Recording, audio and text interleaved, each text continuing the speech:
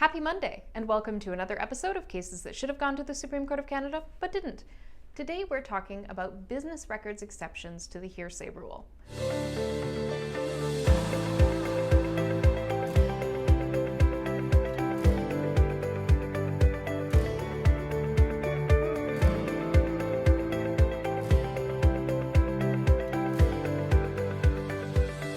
Cases that should have gone to the Supreme Court of Canada, but didn't.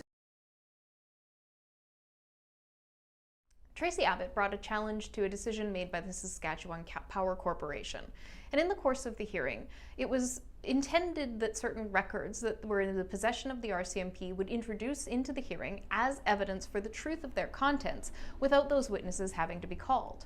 The position of the party that was trying to introduce them was effectively that those records constituted business records as they were made in the ordinary course of policing duties and subject to a hearsay exception. And even though this was a civil process and not a criminal trial, the court rejected that as being an effective use of the hearsay exception for business records. The decision was appealed and unsuccessful, and it went to the Supreme Court of Canada, which denied leave. The Supreme Court of Canada really missed an opportunity here to clarify the use of the business records exception.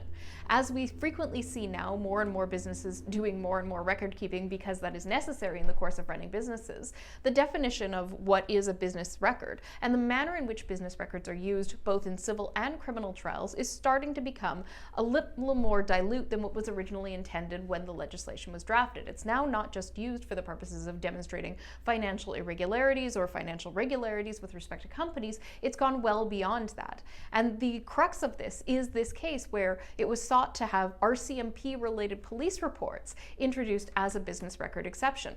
Obviously, this raises a very dangerous potential for a precedent whereby police reports could be treated as presumptively reliable because police are supposed to create them. And that raises the very concern that business records hearsay exceptions are meant to avoid, which is people who craft their business records for the purposes of creating an evidentiary record instead of crafting their business records just to create a regular practice in the businesses, and then those being used to prove facts against individuals at trials, whether they are criminal or civil.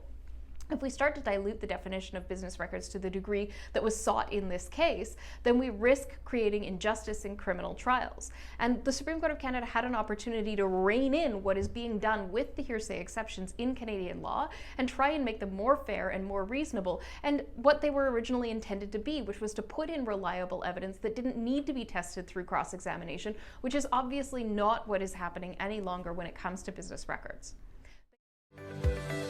Cases that should have gone to the Supreme Court of Canada, but didn't.